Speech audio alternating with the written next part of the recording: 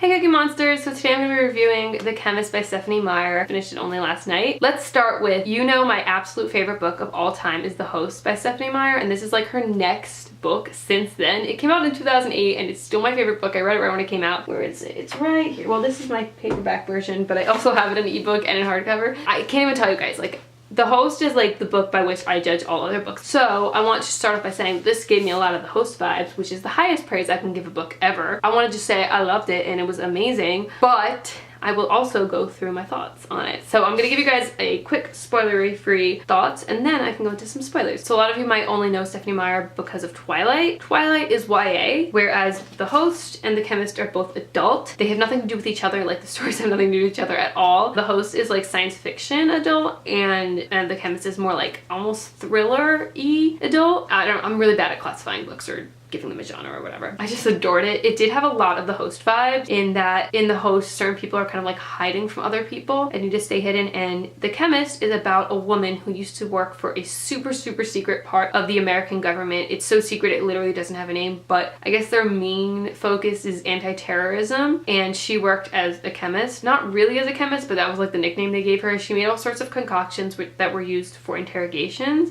which is really creepy, dirty work, but the purpose for it was not bad. It was for saving Americans from terrorist attacks. 3 years before the book starts, for some reason her work tried to kill her, and her co-worker was killed, but because of some happy chance, she wasn't there when the attack was made, so she was able to get out, and she's been on the run from them for 3 years, and they have all the resources in the world, but she knows that, so she's also really smart and able to like figure out how to stay out of their way, but she's always terrified they're gonna catch her and kill her. She changes her name all the time, her identity, like the car she's driving, the outfit she's wearing and wigs and all of that. Like, she's always trying to stay hidden and moving and making sure that she's never gonna be found. But the book starts off with that day she gets contacted by one of her old co-workers and they're trying to tell her that they need her help, and she has to decide whether or not to take that chance. Like, maybe it's a trap, maybe it's not, and that's kind of the thing that sets the rest of the book in motion. It is super interesting, very high stakes. These are the things that make me think that it's very similar to The Host, someone trying to hide. There's also like a specific element in the book, but it's kind of spoilery, but it's similar to The Host. The feelings are very similar to The Host. Like, the writing style is similar to The Host. I had like just a nostalgic feeling just from looking at it because I don't know if you guys can see, the font is the same, whatever, and the font in the book as well is the same.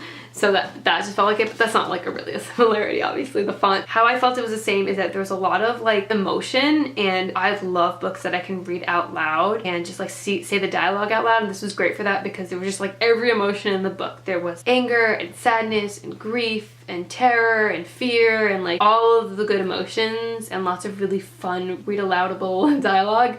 Very high stakes and very fast-paced plot. I just like was interested the entire time. I will say, however, that I did put down the book like in middle because I wasn't able to read during the week, and then I picked it up the next weekend, and I only had, let's say, like a third to a quarter of the book left, and for some reason I like lost that like excitement that I had the first half of the book, so I finished it like still loving it, but I was just not like on that high that I was most of the book. But I did love it. Like, I adored it. The characters are so easy to fall in love with. Everyone you meet is just like someone that, like, even if they're not a good person, there's someone like you just like as a character. Is just, oh, it's so well written. Yeah, so I really adored the book. I'm gonna go into some spoilers now. I do recommend you go read it. Come back and talk about it with me. So, okay, should we call the main character Alex? Because I don't know what we're supposed to do. She's called Alex for more of the book than she's called anything else, but I mean, that's not her name. Her name is Juliana. Funny story. When she gets Carson's email and finally decides to look through the case, what's so interesting to me is that like she reads through the case and you read about Daniel Beach, and I'm like, oh, this guy sounds like the nicest guy. He was voted best teacher by his students. He goes to build Habitats for Humanity. Oh my gosh, I ship her with him. And then like a page later you find out he's a terrorist and he's gonna go like spread a virus to millions of Americans, and I'm like, never mind, he's a terrible person. But then I turned out to be correct anyway because that's what happens, and I'm like, oh my gosh, stop. So I love Juliana, or Alex, I love Daniel. I think Daniel is like my ultimate guy. It's funny because like when I read The Host, I reread it last year, that's the most recent time I read it, and I meant to, but I didn't film a video about how The Host is a book literally like specifically written for me. It has everything I want from it. The Chemist, it's almost as if she wrote a guy for me. I love people like Daniel. I know a lot of people who like guys who come off as jerks, and then like you'll learn about how amazing they are after. I mean, I appreciate those characters, but they're not like my ultimate type of guy character. My ultimate type of guy character is a guy who wears his heart on his sleeve and is open and honest and declaring in his love for the girl. Like, I love guys who are just not afraid to show how much they love a girl, and I love that about him. So Daniel's like that. I mean, he's kind of crazy, and guys, I'm not stupid. I know this is an insta love story. I usually see a flaw in a book. It just kind of depends on the writing and like all the other elements of the book and how they fit together into whether I will be able to like forgive the book for that. And in this case, I 100% do, even if I kind of acknowledge that I wouldn't for another book perhaps. So I know it's an insta love story, and I know it doesn't make any sense that she tortured him and then he's still in love with her, but like, I don't know, I was on board with it. I knew it didn't make any sense, and because of that, I loved Kevin Beach as well. Like, I was kind of getting annoyed at Alex for how many times she would get annoyed at him in her head. I was like, calm down. You tortured his brother. He loves his brother. He's done everything in his life for his brother. It doesn't make any sense what's going on. So even though he's annoying and like a jerk sometimes, like, it's totally justified, and I like how loyal he is to his brother and like how much he'll do for his brother. And even though, yeah, he's curt and kind of stony, I guess, personality, like, I love and appreciate Kevin Beach as well. Now, the element of the book that I didn't want to say in my non-spoilery part is I think Stephenie Meyer may or may not have in a fascination, I guess, with twins. There are twins in Twilight. They're not like very important, but they are there. And the host has two very similar twins to the chemist. In the host, we have Kyle and Ian. Kyle is actually a jerk. Interesting how the one who starts the K is always the jerk. No, but Kyle's actually a jerk. He has his reasons for it. Like, he has suffered loss and all that, so, but he's just like really a jerk. Ian is like the nice twin and I like him. But in this one, Danny and Kevin, both of them are pretty likable. Like, Kevin's the more jerky one, but they're both really nice. They're good people, I guess, is how you could say it. I just think it's interesting that all her books have twins in them. I actually have a fascination with twins too, so it's not like I think she's weird or creepy for it. I just like have noticed this and I'm like, that's probably a thing. So I loved the story, the pace of the story. I feel like I'm a horrible person because I swear like maybe like 6 or 7 of the last books I've read have featured torture in it, and let me tell you, I didn't know about it like for I think all of the books. Like, I just didn't know. I've gone into so many books that have been recommended for me or just ones I've gone into blindly, and they all have torture in it, and I'm like, stop, what is happening?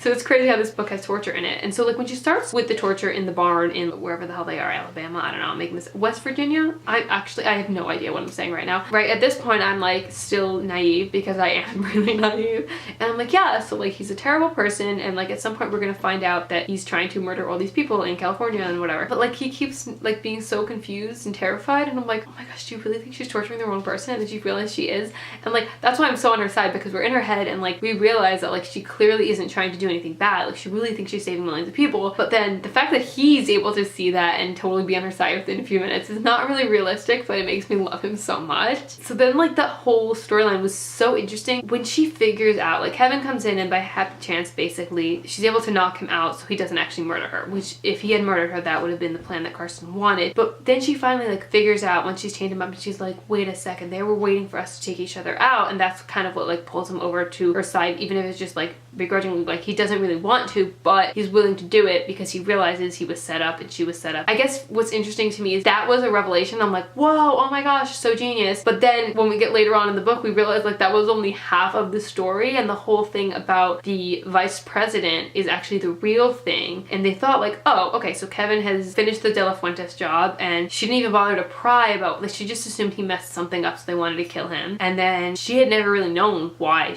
they had been after her and Barnaby, but they just didn't bother to think about it too much more than they already had. So they just assumed like, okay, so whatever, they just want us to kill each other because they want both of us gone. So the CIA wants him gone and her department wants him gone. And so like they didn't even bother to think further and think more about the De La Fuentes job, and maybe that's the reason for both of them. And then when they finally figured that out, my mind was like blown. So they figure out that she accidentally, when interrogating someone for that job, which she didn't realize was a De La Fuentes job, had heard the wrong name, which was the vice president's name. And then he himself had also found out something about the packaging, I guess. And then so they both had a clue, even if they didn't realize it, that it had actually been manufactured in America, which was, I guess, too much information for them to know. And they had this like extra piece to know they had to kill the senator who was going to run for vice president and all of that. And it was just like so interesting. Danny adjusting to like all of this new life, it was so heartbreaking because he was like, wait, my whole life is going to be changed, and like he wanted to go coach the volleyball team and all of that. It was just really heartbreaking, but like he caught on so quickly, and I was like rooting for him the whole time. Even like Kevin, like, oh, I was so happy every time we got to see like what a great guy Kevin is, how smart he is and how capable he is. Like the time that they had to bust out of his like hideaway place, Texas, it was in Texas. He was just a genius. He had like the dogs all trained. Oh my gosh, I love the dogs. Lola and Einstein and everyone else, God bless them, where he was like able to go downstream, that would take them to like the barn, that would take them to like everything that he had, and then back in DC he had that like shipping container with all the stuff there. I was like, oh, Kevin is so good and prepared. I love him. Val, I really liked Val. She was a really interesting character, and I kind of am like rooting for her and Kevin, even though they clearly kind of like are one of those couples that like hate each other just as much as they love each other, but like they're cute together and I like it. I was really sad for the guy who died at the barn. Arnie, sorry, his name was Arnie. Another interesting plot was the way she kidnapped Carson's grandchild, and there was that one moment where you're like, oh my gosh, she put like a poison in here, because when she gets in his car he like freaks out that like he sees this picture with all these IVs going into the girl, and I was like, I didn't remember her doing that, but then later she was like, just kidding, I never put poison into her. She finally tells Carson when he's dying. But it's kind of like, I feel really bad for his daughter Erin, I guess her name is, because she just lost her dad and had to deal with her daughter being kidnapped. Now she gets her daughter back, so that's good, but like her dad also dies in the same day. It's just really sad for her. I love the relationship, the main relationship. Like I said, it doesn't really make any sense. I'm still on board with it, it's fine. And I love the ending. I thought the ending was gonna be some sort of like creepy ending, because we get this epilogue where there's a guy who works for a TV show, and I'm like, oh, like right away I'm like, is the guy Daniel? Is the guy Kevin? Is the guy? And then I realized, no, he's calling them up to say like, oh hey, we want you to be on our show. And then you realize that Daniel and Alex, they changed their names and got new identities, and they opened up in Colorado, because that's the thing. Kevin says like, what do you think about Colorado? So then you put it together when he's calling places in Colorado. They opened up this like restaurant, and now they want them on their show, and like Kevin works as like a bouncer there sometimes, so he must be do something else otherwise. He's basically saying no, so I was like kind of worried like it was gonna be some sort of like creepy cliffhanger ending where like maybe they're gonna figure out who they are, but no, it was just like kind of a weird roundabout way of showing us that they live happily ever after, I guess, in the end. In my head, the suspicious part of me, or the paranoia that this book has given me, is making me think like, I hope this guy doesn't follow up, and how weird it was that they didn't want to be in the show and all of that. I'm hoping not. I'm hoping it's just like an interesting way of introducing how their lives end up. I also really like the doctor at the end, Volkstaff. I love that vet in the end who saved Daniel's life. Also, oh, that's something I should have mentioned. Okay, when Daniel gets shot, you're like, no. I was literally like